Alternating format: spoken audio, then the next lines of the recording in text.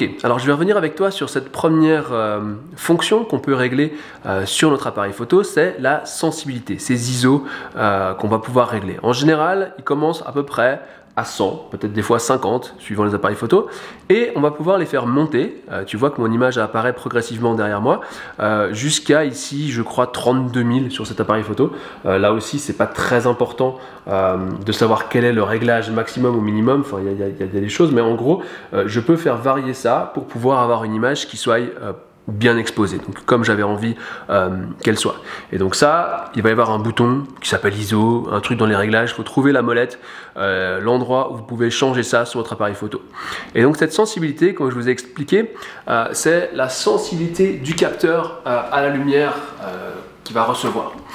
Cette sensibilité, on va souvent exprimer le fait que plus elle est bas, mieux c'est. Ça veut dire que si je prends mes ISO de base, souvent c'est 100, si je peux faire ma photo avec un ISO à 100, tant mieux.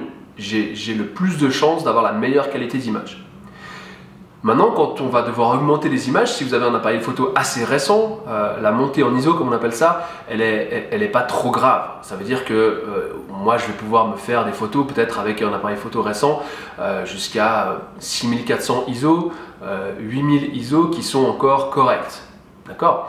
La bonne nouvelle en plus, c'est que maintenant on a des programmes qui permettent de retoucher les photos qui sont très forts pour enlever le bruit quand on a été trop haut dans les ISO. Si je suis obligé de faire une photo à 12 500 ISO, j'ai la capacité après, rapidement, facilement, de corriger un peu ma photo pour qu'elle devienne beaucoup moins bruitée et beaucoup plus acceptable. J'essaierai de vous montrer quelques exemples de ce genre de photos et de ce genre de retouches qu'on peut faire.